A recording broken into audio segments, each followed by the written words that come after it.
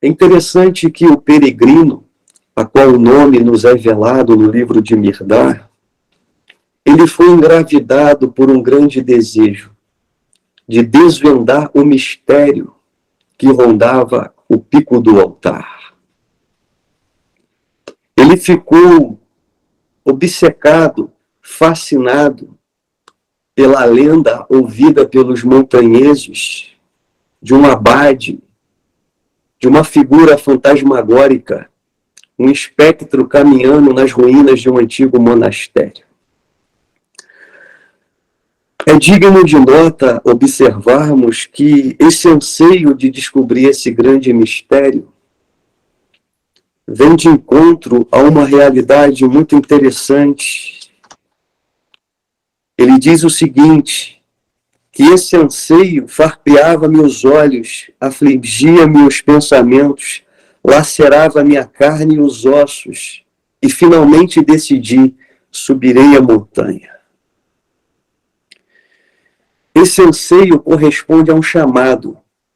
No livro O Profeta de Khalil Gibran, está escrito, quando o amor vos chamar, segui-o, ainda que os seus caminhos sejam íngremes e dificultosos.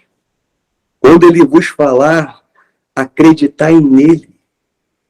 Ainda que a vossa voz perturbe os vossos sonhos, como o vento norte devasta o jardim.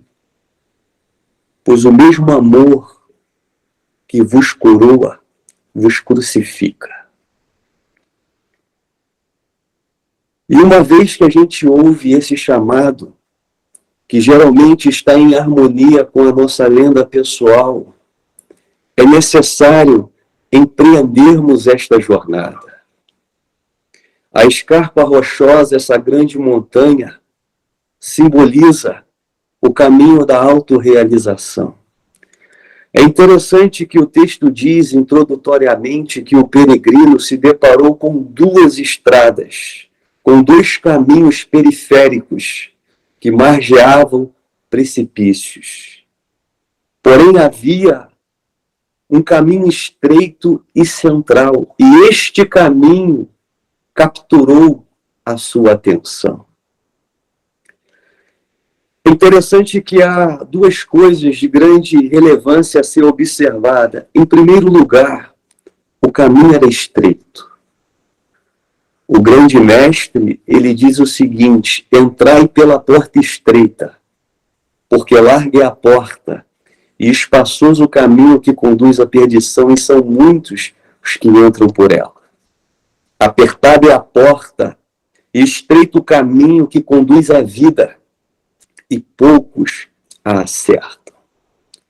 Por qual motivo esse caminho é estreito, alegoricamente falando? Porque por esse caminho trilha o indivíduo, aquele que rompeu com o inconsciente coletivo, com a psicologia das massas, com a patologia do consenso, com o espírito de rebanho. O caminho ele é estreito porque não dá para se trilhá-lo, não dá para trilhá-lo acompanhado ou imerso em uma consciência coletiva. Na perspectiva junguiana, é o caminho da individuação. É interessante que muitas pessoas temem a solitude, mas as coisas essenciais acontecem nessa solitude. Nascemos sozinhos, morremos sozinhos, e a iluminação ela se dá também em solitude. É interessante que antes de Siddhartha Gautama atingir o Nirvana, o Moksha, a consciência cósmica, o texto budista diz que loucas, espíritos desencarnados apareceram, provavelmente uma projeção arquetípica do seu próprio ego, e começou a incitar Siddhartha Gautama dizendo: quem no meio desta floresta acreditará em sua iluminação? Você está sozinho, você está em solitude, Não há ninguém para testificar este evento. E Siddhartha Gautama, em um momento de grande lucidez, aponta para a terra e diz: a terra será a minha testemunha. Compreenda que o caminho da autorrealização exige esse desprendimento da psicologia das massas. É um caminho solitário, porém, é um caminho sobremodo excelente, que nos levará à compreensão da realidade que somos. Uma outra particularidade que a obra mirdádica revela-nos introdutoriamente é que haviam dois caminhos periféricos e um caminho central. Esse caminho central, ele foi vislumbrado em diferentes contextos filosóficos e espirituais. O mesmo Siddhartha Gautama, quando fala sobre o Dharma, ele diz que o sofrimento existe. O sofrimento tem uma causa. O sofrimento pode ser erradicado. E a via de transcendência do sofrimento, ele chama o caminho do meio. Também conhecido como o nobre caminho ou o caminho óctuplo. Nesse caminho é necessário a percepção correta, o pensamento correto, a fala correta, o comportamento correto, o meio de vida correto, o esforço correto, a atenção correta e a concentração correta. O caminho do meio é o caminho do equilíbrio, pois os caminhos espirituais tendem ao extremismo. Gurdjieff, quando aponta ao quarto caminho, ele cita caminhos extremos no âmbito da espiritualidade. Ele fala do caminho do faquir, que é aquele que deseja se tornar senhor do próprio corpo. Ele cita o caminho do monge, aquele que objetiva tornar-se senhor de suas emoções. Ele fala sobre o caminho do yogi, que é aquele que visa, por meio da disciplina dos pensamentos, transcendê-los. E ele aponta para um quarto caminho que tem correspondência com o caminho do meio. Krishna, no Bhagavad Gita, diz a Arjuna que há dois caminhos muito percorridos: o caminho do não agir, o caminho do falso agir, e o nobre caminho que tem correspondência com o caminho do meio, que ele chamou o caminho do reto agir. Na filosofia grega, temos um extremismo que foi ensinado por Epicuro, que era o caminho do hedonismo. O homem gravitando em torno do prazer. Segundo o epicurismo filosófico, o objetivo da vida é a satisfação do prazer. Em um outro extremo estava Diógenes, dizendo que não é o prazer que traz a realização existencial, e sim a renúncia deste. Diógenes era tão desprendido que, uma certa ocasião, Alexandre o Grande, ao passar pela cidade de Corinto, ouviu falar dessa figura excêntrica que era Diógenes. E ele reuniu um séquito de soldados e foi à procura de Diógenes. E encontrou Diógenes desnudo, tomando sol às margens de um rio. Ele ficou em estado de perplexidade ao contemplar aquela figura excêntrica. E proferiu as seguintes palavras a Diógenes: pede o que quiserdes, e eu lhe darei. Diógenes fitou os olhos em Alexandre o Grande e respondeu: não me retires o que não podes me dar. Chegue para o lado. Estás fazendo sombra, atrapalhando o meu banho matinal. Alexandre ficou em estado de perplexidade ao ouvir tais palavras que a posteriori confidenciou a um de seus soldados: se eu não fosse Alexandre o Grande, gostaria de ser Diógenes. Foi um encontro épico. Aquele que conquistou o mundo estava diante daquele que conquistou a si mesmo. O homem aficionado pelo ter se deparou com um indivíduo que desfrutava o ser. Porém, mesmo Diógenes trazendo grandes contribuições ao pensamento filosófico grego, ele estava em um outro extremo. De um lado, Epicuro, o prazer acima de tudo. De outro lado, Diógenes, a renúncia, a austeridade, a transcendência de todos esses apegos e caprichos mundanos. Porém, foi necessário surgir um novo caminho, ou um caminho central, que advém com os estoicos. Se de um lado havia o prazer e de outro lado a renúncia do prazer, os estoicos apontaram o caminho do contentamento.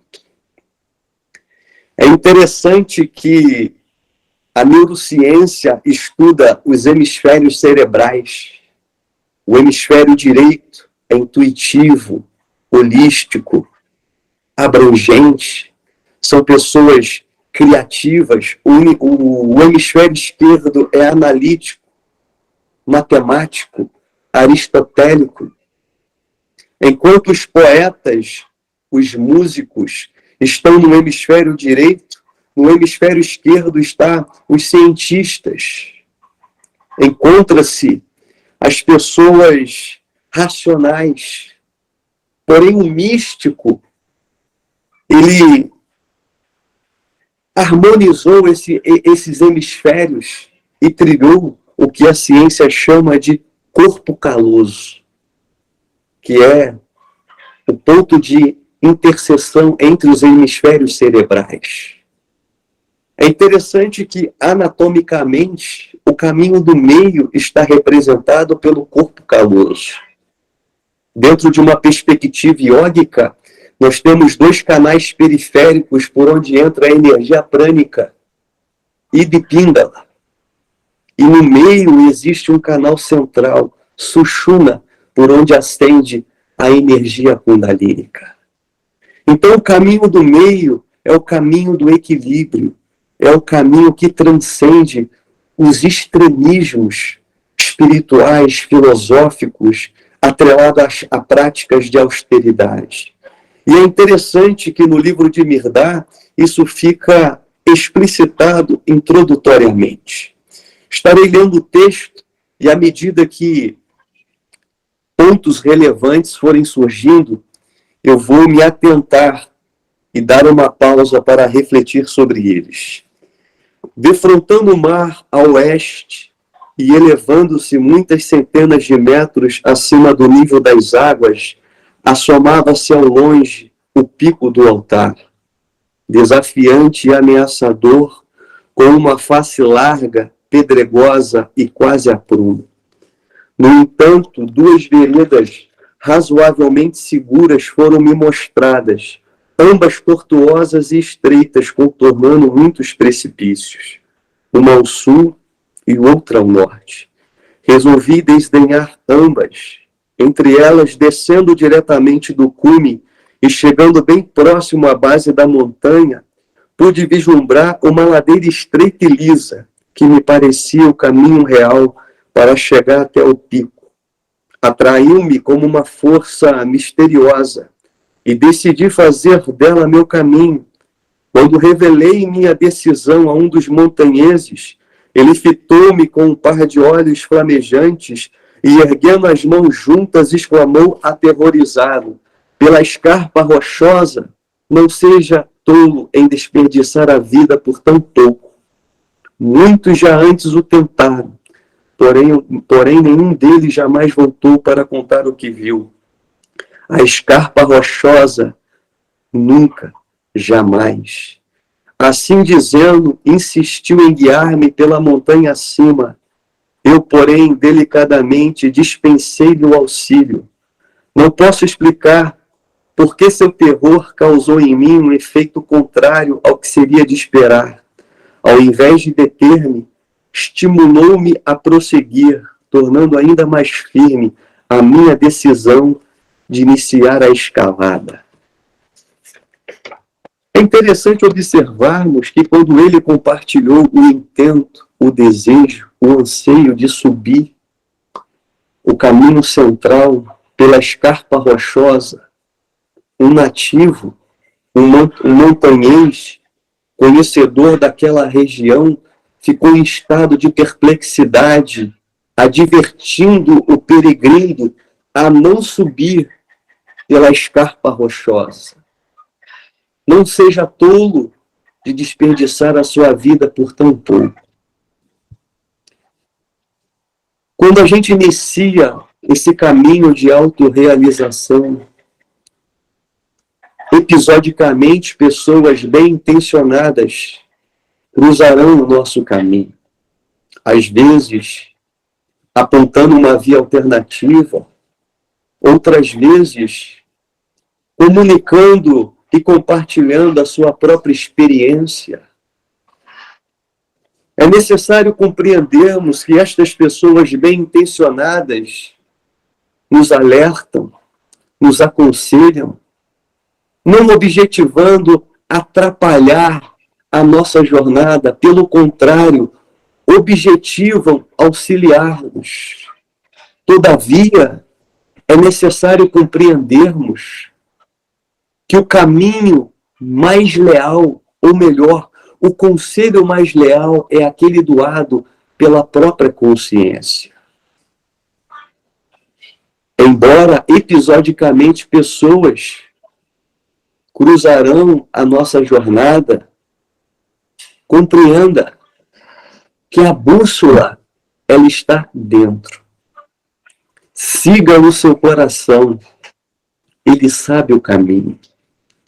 John Bunyan, em sua obra O Peregrino, que é uma alegoria cristã, compartilha esta factualidade. O peregrino, quando sai a peregrinar em busca de sua libertação, várias pessoas cruzaram o seu caminho, objetivando auxiliá-lo. Porém, sempre que ele ouvia um peregrino, ou melhor, sempre que ele ouvia um desses amigos e companheiros de jornada, e que o conselho não estava em harmonia com seu coração, ele acabava se envolvendo em encrencas. Ele acabava atrasando o seu processo evolutivo. Então, o conselho que eu dou a todos vocês que me ouvem é o que Lúlio compartilhou e que ora mencionei. O conselho mais leal é aquele doado pela própria consciência. Quando a nossa mente silencia, ouvimos a nossa intuição. E por mais que pessoas nos revelem caminhos bem pavimentados, vias interessantes, ainda que todos estejam apontando para um certo caminho, dê crédito à sua consciência. Escute o seu coração. Compreenda que cada jornada evolutiva é única. O seu caminho não será semelhante ao caminho de mais ninguém.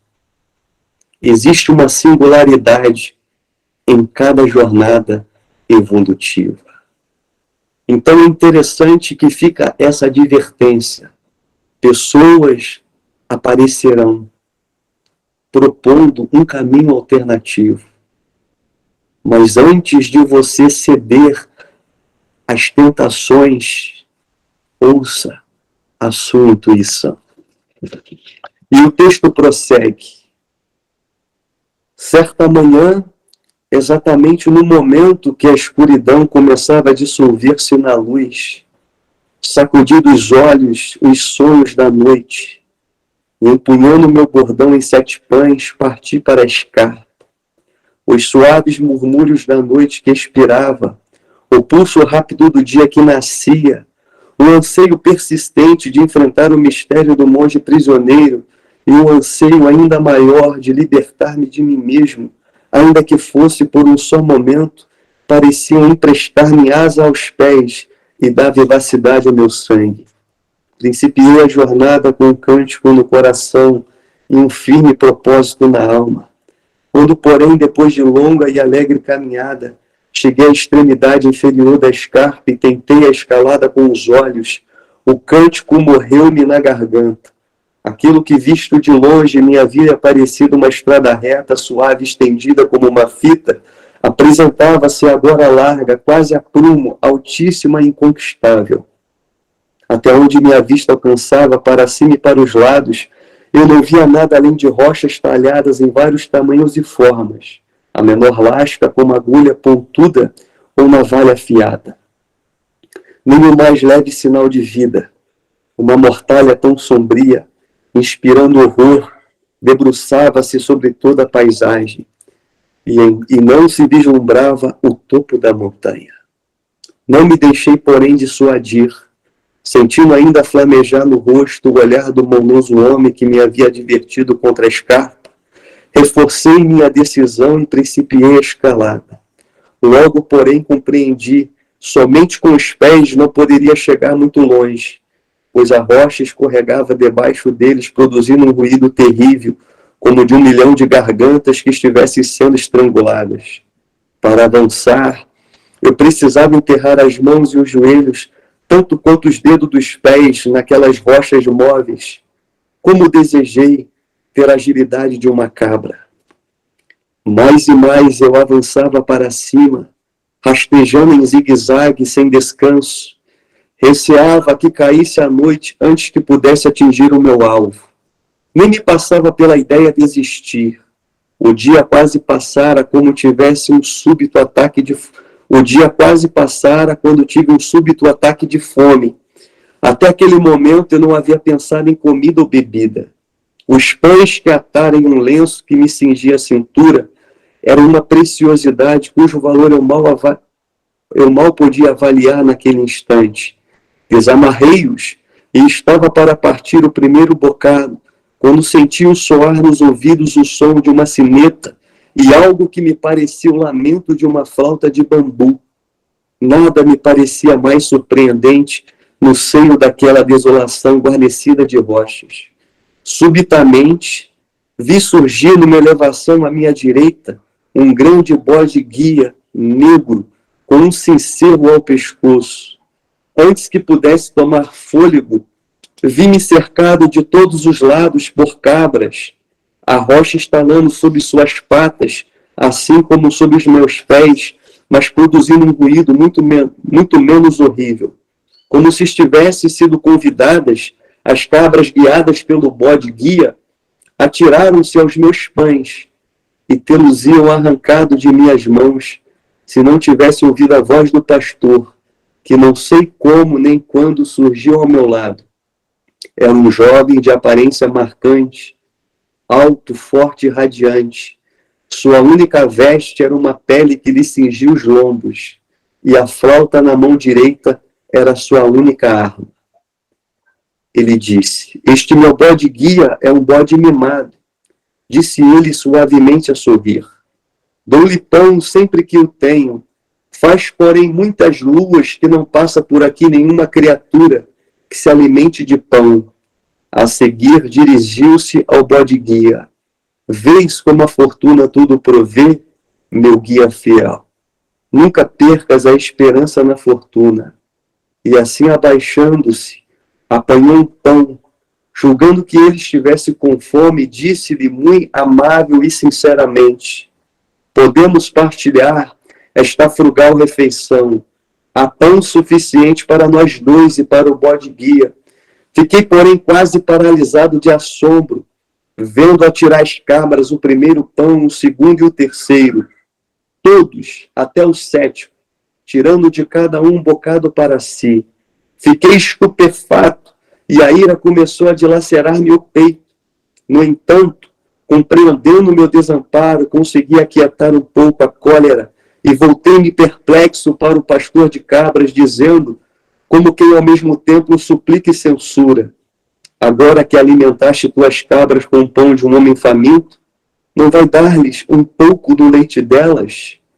Ele respondeu: o leite de minhas cabras é veneno para os ignorantes, e não quero que nenhuma delas seja culpada de tirar a vida, mesmo que seja de um ignorante.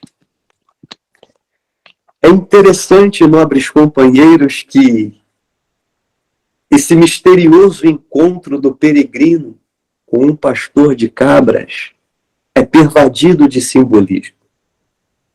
Em primeiro lugar, o peregrino ouviu e vislumbrou um bode. Curiosamente, na iconografia religiosa, o bode é associado ao mal. Recordo-me de ter lido, há uns anos atrás, o livro do cabalista Eliphas Levi, Dogma e Ritual de Alta Magia, que na capa tinha um bode, que é o Baphomet. E o próprio autor desta obra, ele diz que, além daquela figura ser arquetípica, simbólica, ele estrategicamente colocou um bode na capa para afugentar os neófitos e os despreparados para o conteúdo abordado naquela obra. Curiosamente, o bode, sobretudo, ele foi diabolizado pelo cristianismo na Idade Média. As bruxas, os feiticeiros eram associados à figura do bode. Porém, historicamente falando, os hebreus viam no bode um animal de profundo significado espiritual. Existiam vários animais que eram utilizados em sacrifícios no antigo Israel. Por exemplo, quando o indivíduo pecava, geralmente ele sacrificava uma pomba. Mas quando a nação de Israel estava num estado de pecaminosidade, o sumo sacerdote sacrificava um bode. Ele levava o bode para dentro do Santo dos Santos, confessava todo o pecado da nação israelita e, a posteriori, sacrificava um animal. O bode, ele ficou relacionado a mistérios herméticos, porque dentro da perspectiva judaica, o bode era o animal que morria com os segredos. O sacerdote confessava o pecado e depois sacrificava o bode. Então o bode era aquele que morria com os segredos. Por isso que a maçonaria é associada à figura do bode. E o bode, ele tem um simbolismo dentro da ordem, visto que ele é o portador dos segredos. Porém, nessa perspectiva mirdádica, eu percebo que essa montanha e esses encontros têm correspondência com os chakras. Assim como o bode, ele é o portador do segredo, ele oculta os mistérios. O primeiro chakra, segundo a cartografia iógica, é o Muladhara ou chakra base, onde oculta-se a energia kundalínica. Se a gente analisa essa narrativa do livro de Mirdá e compreende que existe um mapa oculto, a história ainda fica mais interessante. Porque o primeiro encontro tem uma relação muito íntima com o chakra base, que é o chakra da subsistência, do apego. É um chakra relacionado ao medo. E é interessante que o peregrino, ele sentiu fome.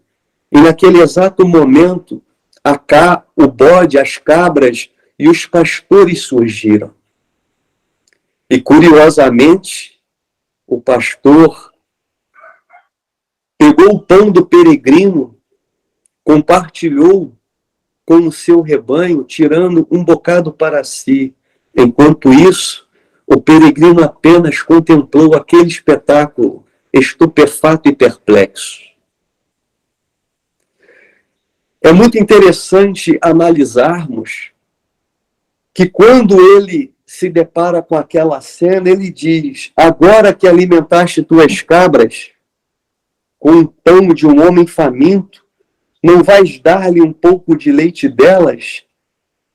E o pastor misteriosamente responde: o leite de minhas cabras é veneno para os ignorantes.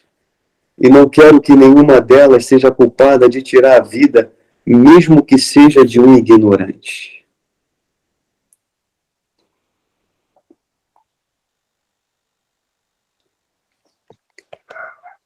Por qual motivo o leite das cabras, segundo o pastor, seria veneno para os ignorantes?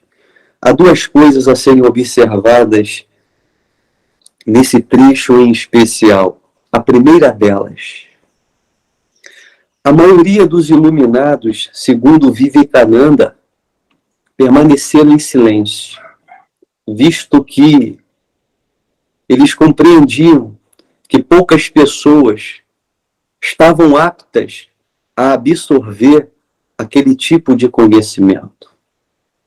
Por muitos anos, houve sociedades secretas onde o conhecimento era compartilhado de lábios ao ouvido, visto que havia uma preocupação de pérolas serem lançadas aos porcos. Em decorrência disso, o conhecimento oculto ficou restrito a um grupo seleto de pessoas. Uma outra particularidade inerente a esta afirmativa, que o leite das cabras é veneno para os ignorantes, tem correspondência com aquilo que Stanislav Grof, em seu livro Emergência Espiritual, ele fala sobre o despertar da Kundalini clássico e o clínico. Algumas pessoas, involuntariamente, quando despertam a energia kundalínica é uma energia psicofísica, assim como o prana é uma energia vital que vem de cima. A energia kundalínica é semelhante àquilo que Freud chamou de libido. Outros teóricos chamaram de elan vital. William Reich chamou de orgone, que é a energia criativa, que emerge, e ela sendo sublimada, ela é transmutada em energia criativa. E quando essa energia é despertada involuntariamente, a pessoa ela pode sofrer transtornos psicológicos. Nesse livro, que julgo de grande relevância, Emergência Espiritual, o capítulo ora citado, Kundalini Clássica e Kundalini Clínica, relata casos de pessoas que involuntariamente despertaram esse poder kundalínico e ficaram momentaneamente perturbadas.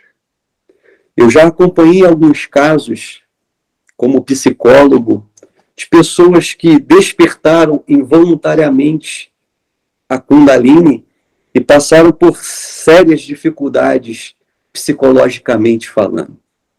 Acompanhei um caso de um rapaz que fez o uso da ayahuasca para fins recreativos, e em meio a essa experiência, a energia kundalínica foi despertada e, consequentemente, devido ao não preparo do neófito ou desse rapaz que queria apenas uma vibe, uma experiência psicodélica, e ele ficou bem comprometido psicologicamente falando. Porque as águas que um bipolar, que um borderline, que um esquizofrênico se afoga, o místico, ele aprendeu a nadar. Em decorrência disso, que existe um perigo de certas práticas, certos métodos de despertar a energia kundalínica ser realizado por pessoas despreparadas, visto que, não havendo o preparo necessário, aquele alimento converte-se em veneno. Há uma expressão bíblica que diz que o leite é destinado às crianças, já o alimento sólido é destinado aos adultos, visto que o nosso organismo, espiritualmente falando, precisa estar preparado para determinados nutrientes, pois se não estivermos aptos a digerir certos conhecimentos, os mesmos podem reverberar negativamente em nosso processo evolutivo. Então o pastor ele diz: o leite das minhas cabras é veneno para os ignorantes, e não quero que nenhuma delas seja culpada de tirar a vida, mesmo que seja de um ignorante.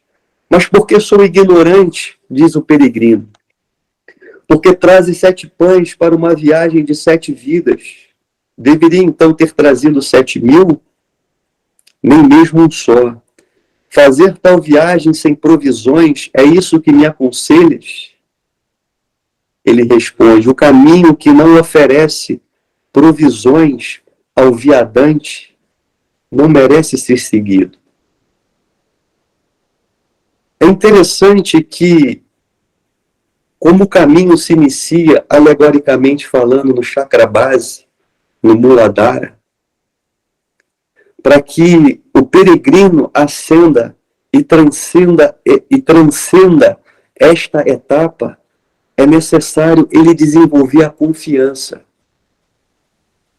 Porque o medo inerente a esse chakra pode obstruir o seu caminho. Então é necessário ele desenvolver a confiança no fluxo da vida. O peregrino prudentemente levou consigo um cajado e 7 pães, mas precocemente ele se viu sem os pães. E agora, o que fazer? É necessário entender que nesse processo a confiança é essencial. Jesus ele diz: olhai para as aves do céu, que não semeiam nem ajuntam celeiros, porém o Pai Celestial cuida de todas elas. Observai os lírios do campo, que não tecem nem fiam, porém vos afirmo que nem Salomão, em toda a sua glória, se vestiu como um deles.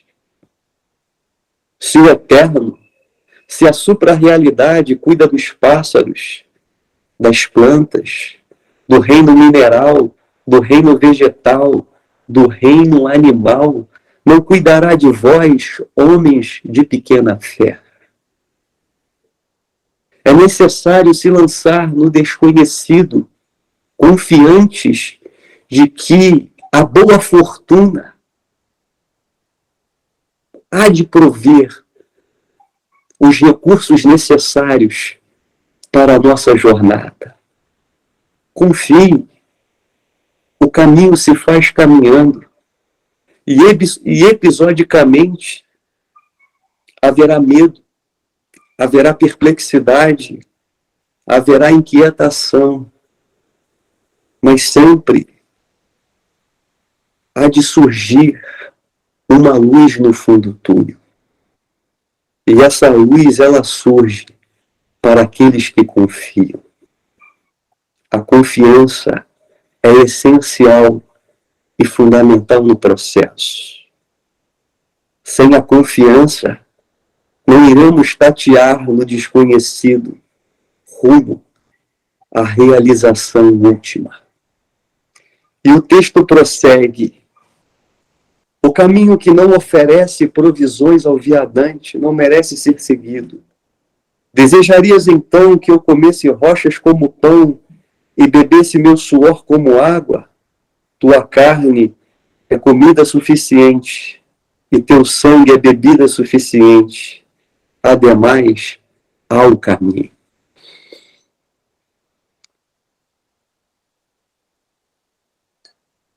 É interessante que aqui o pastor fala de um processo de autofagia. Tua carne é comida suficiente e teu sangue é bebida suficiente. Jesus, semelhantemente, ele diz: a minha carne é a verdadeira comida, o meu sangue é a verdadeira bebida.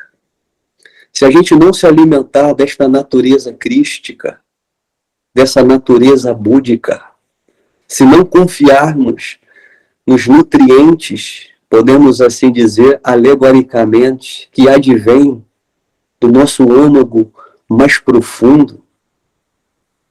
Qualquer provisão, qualquer recurso externo, tornar-se-á simplesmente um fardo. A tua carne é a verdadeira comida e teu sangue é a verdadeira bebida. Esse trecho também tem correspondência com o jejum, porque quando jejuamos, naturalmente realizamos o processo de autofagia. O corpo se alimenta do próprio corpo. Só que de maneira inteligente, o corpo ele começa eliminando células mortas, fungos, bactérias, vírus, tecido adiposo, até chegar nos músculos e nos órgãos vitais. Então, quando o indivíduo empreende essa jornada em jejum, ele está realizando um processo de autofagia. Jesus, uma certa feita, disse aos discípulos que há demônios, ou casta de demônios, que só saem com jejum e oração.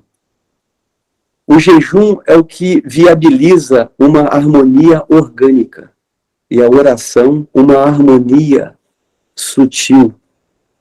Então, para que possamos expulsar, entre aspas, aquilo que traz a desarmonia, é necessário estarmos em harmonia fisicamente e psiquicamente. Através do jejum, alteramos a nossa química fisiológica e recuperamos a homeostase. E através da oração e de práticas meditativas, recuperamos a homeostase psíquica, que oportunizará uma homeostase plena nas diferentes ou nas múltiplas dimensões do ser. Prosseguindo. Levas muito longe teu escárnio, pastor de cabras. Não vou, porém, retribuí-lo. Quem come de meu pão, ainda que me deixe faminto, torna-se meu irmão. O dia está fugindo por trás da montanha e preciso recomeçar a minha marcha. Queres informar-me se ainda estou muito longe do cume? Estás perto demais do esquecimento. Assim dizendo, colocou a flauta nos lábios e saiu marchando na cadência das notas fatídicas de uma melodia que soava com o lamento dos mundos inferiores. O bode-guia seguiu, e após este todas as outras cabras. Durante muito tempo ainda se pôde ouvir os estalos das rochas e o balir das cabras misturados com o lamento da flauta. Interessante que a última palavra proferida pelo pastor de cabras foi: estás perto demais do esquecimento. O apóstolo Paulo, certa feita, disse: esquecendo-me das coisas que para trás ficam e avançando para as que diante de mim estão, eu prossigo para o alvo. O esquecimento tem correlação com desapego. Bodhidharma, certa ocasião, disse: a essência do caminho é desapego. E o desapego tem correlação com o sepultamento do velho e o surgimento do novo. Uma outra particularidade relativa ao esquecimento é a desidentificação. Porque nesse caminho é necessário o indivíduo se desidentificar. Porque, naturalmente falando, estamos identificados com o corpo, identificados com a mente, identificados com a nossa persona, com a nossa máscara social. E para trilhar este caminho desobstruidamente, é necessário se desidentificar de tudo aquilo que é falso, para aquilo que é verdadeiro possa emergir. Osho, no livro do Ego, ele traz algo de grande relevância. Ele diz que o ser humano ele tem 3 eus: o eu social, o eu natural e o eu divino. O eu social ele tem um nome, um sobrenome, uma identidade. Ele tem uma profissão. Ele tem uma notoriedade social. ele é identificado pelos seus títulos, pelo seu currículo, pelas múltiplas referências. E esse eu é o eu que a grande massa encontra-se identificada. O nosso eu natural é o eu experienciado na nossa infância, que geralmente se perde a partir dos 7 anos. Esse eu natural é a porta de acesso ao eu divino. É por isso que os grandes mestres advertiu-nos a retornar a ser criança. Ramana Maharishi, ele diz que a diferença entre uma criança e um iluminado é que a criança tem um ego em potencial, já o iluminado tem um ego transcendido.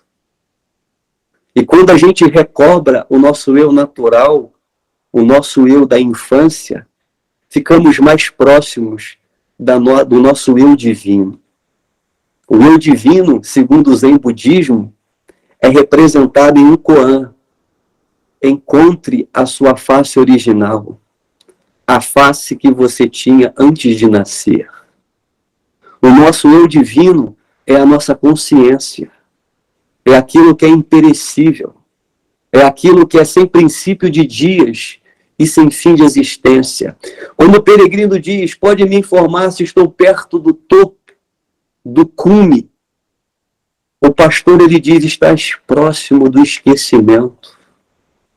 É necessário esse desapego, essa desidentificação com aquilo que é falso, com aquilo que é perecível, com aquilo que é de menos valia. Espero que essas singelas contribuições ampliem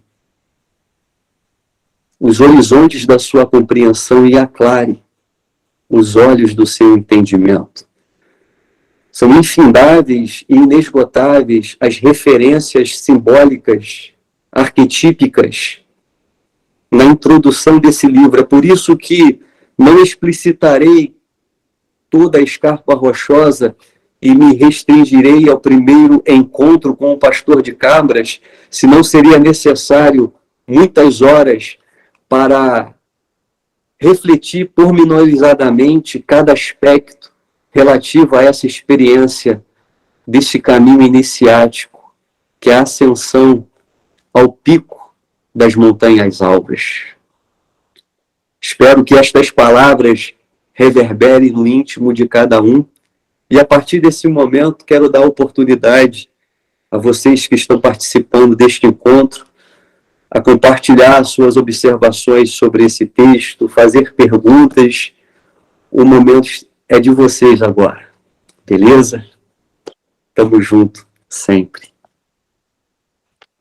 Fiquem à vontade, tá, pessoal, para fazer perguntas e compartilhar suas observações sobre este primeiro encontro do peregrino com o pastor de Cabras. Oi, João, meu amigo. Quanto tempo? Fala, meu nobre, tranquilo? Estava aqui acompanhando em silêncio. Maravilha. Eu fiz até algumas anotações aqui, que fica mais fácil de eu me guiar, né?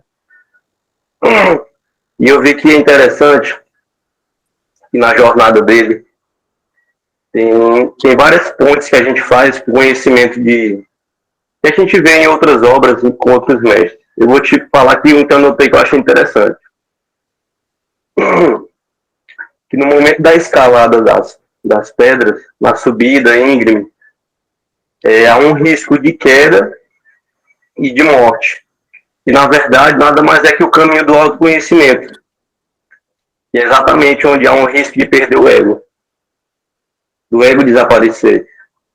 E o engraçado é que quando ele pergunta onde é o topo da montanha, o mestre também poderia dizer que tanto o topo quanto a base significam o mesmo. Como aquela frase que diz, assim na terra como no céu, né? Tipo, porque a montanha em si é só uma representação. E não como um fator real, né? Como ele acreditava que ia alcançar o topo e o topo daria alguma coisa a mais que ele poderia alcançar, né? Outra observação que eu fiz, que eu acho interessante, foi sobre o sacrifício. Ele dizia assim, que eu anotei, né? Que você só sacrifica o que tem grande valor para você. Na verdade, o valor de sangue.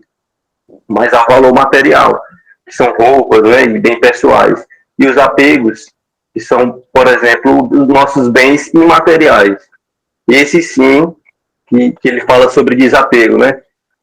Os quais você precisa desapegar. Como no Bhagavad Gita, quando ele diz para o Arjuna que ele tem que matar os familiares. A gente pensa, oxe, matar os familiares, mas é matar aquilo que você tem identificação.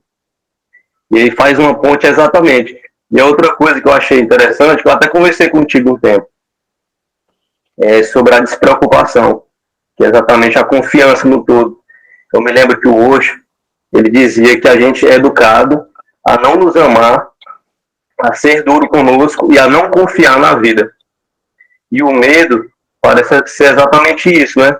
É você não confiar na vida. Você ter medo, não do desconhecido, mas de abandonar o conhecido. Perfeito, meu nobre. Gratidão aí pelas observações. E o que você falou inicialmente, Gustavo, faz todo sentido, que vem de encontro àquele princípio hermético, que o que está embaixo é como o que está em cima. Então, realmente, cara, embora seja alegórica a subida, todas as etapas são de grande relevância. Porque a gente não constrói um grande edifício sem os fundamentos. Tem pessoas que atribuem extraordinário valor aos chakras superiores, mas se ela não tiver a base, os chakras inferiores bem enraizados, bem aterrados, ela vai ficar capenga no processo. Como Nietzsche diz, né? Para uma árvore tocar o céu, as suas raízes. Então, a natureza egóica e o eu superior, eles precisam estar em harmonia no indivíduo. Porque o ego, como você falou, né? A morte do ego, na realidade, não é a aniquilação do ego. O ego ele precisa ficar em seu devido lugar. Para que o eu superior se manifeste. É o que Jesus fala, né? Que a luz, ela não foi feita para ficar debaixo do alqueire, que é o ego, mas no velador, para que ilumine todos os que entram na casa. E quando a gente começa a entender que tudo é